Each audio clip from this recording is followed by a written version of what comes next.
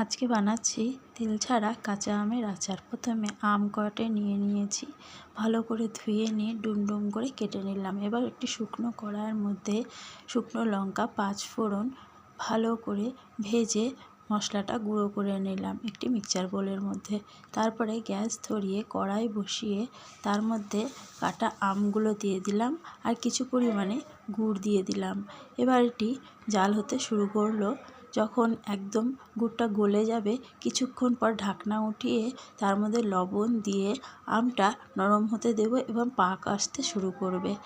তারপর আস্তে আস্তে যখন পাক হয়ে যাবে তখন কালো জিরা আর কালারের জন্য কাশ্মীরি কাঁচা লঙ্কার গুঁড়ো দিয়ে এটি নামিয়ে দেব। যখন একদম আঠা আঠা হয়ে আসবে আচারটি, তখন গুঁড়ো করে রাখা মশলাটা ছড়িয়ে দেব এটার মধ্যে। তোমাদের কেমন লাগলো এই আচারের ভিডিওটি জানিও কিন্তু কমেন্ট করে। Thanks for watching.